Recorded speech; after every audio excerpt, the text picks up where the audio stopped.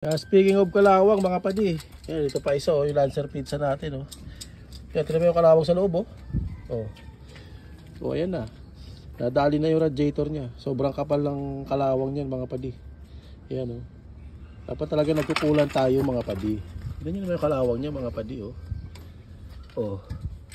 Grabe, hindi lang yan mga padi, pati sa radiator, hindi lang sa radiator yan. Tignan nyo ito mga padi yung hose nya. So ayan mga padi yung hose nya mga padi, tignan nyo. Ayan pakinggan nyo. Naririnig nyo ba? Crunchy yan. Diba? Ganyan katindi yung kalawang mga padi. Yan, palabasin natin dito nyo. Yan ang kalawang mga padi. Diba? Hindi lang yan nai-stack sa radiator, pati sa mga hose nyo mga padi. Tapos pag natanggal yan, magka-clogging na yan dun sa mga fins ng ating radiator.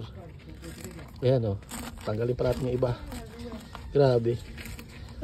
Kaya tinatanong nyo kung kailangan ba magkulan. Kailangan talaga mga padi. Huwag natin sanayin na tubig-tubig lang.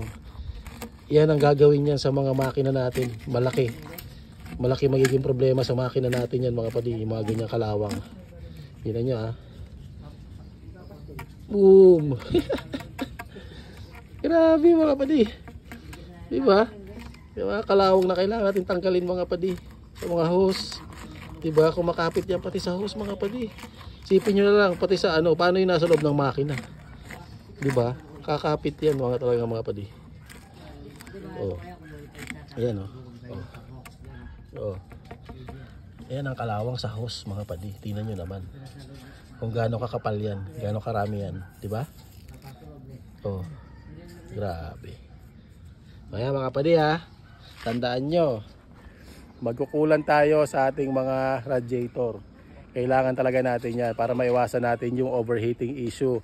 Pag nag-overheat mga makina natin, alam nyo na kasunod niya mga padi. Gastos yan, malala. Alright? So yun mga padi kulan tayo, kulan. Alright?